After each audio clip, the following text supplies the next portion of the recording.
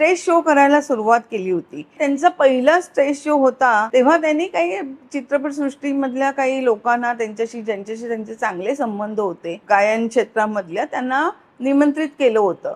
तर आता आपल्याकडे कुठलंही चांगलं कार्य असेल, मग ते एखादा समारंभ असेल, एखाद्या कार्यक्रमाचं ओपनिंग असेल, लग्नकार्य असेल, तेव्हा आपण जेव्हा कोणालाही पत्रिका देतो, त्यावेळेला आपण त्याच्यावरती श्री, सौ आणि ज्याला आपल्याला द्यायचं आहे त्याचं नाव आपण लिहितो.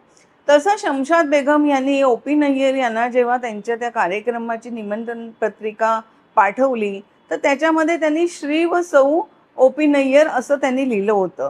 आता श्री व सौ ओ.पी. नय्यर लिहिण्यामध्ये काही चुकीचं नव्हतं. बरं, ओ.पी. नय्यर ह्यांच्या ज्या पत्नी होत्या सरोज मोहिने, तर त्यांनी जे प्रीतम आन मिलो हे सगळ्यात ओ.पी. नय्यर यांचं पहिलं गाणं जे अत्यंत गाजलं, कारण ते सहगल यांच्या आवाजाचे अत्यंत चाहते होते आणि सी.एच. आत्मा यांच्याकडनं त्यांनी ते गाणं गाऊन घेतलं होतं. तर त्यांना बोलवणं काही म्हणजे पती पत्नीला बोलवणं हे काही वावगं नव्हतं आणि त्याही शमशाद बेगम यांच्या ओळखीच्या होत्या.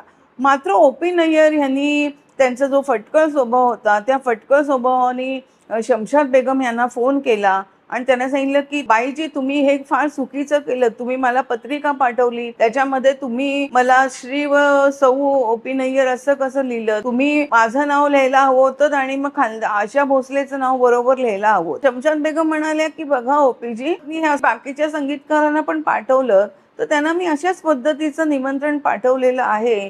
तर तुम्हाला त्याच्यामध्ये राग यायचं कारण नाही. मला आशाबाईंना पाठवायचं तर मी त्यांना वेगळी पत्रिका पाठवणार आहे.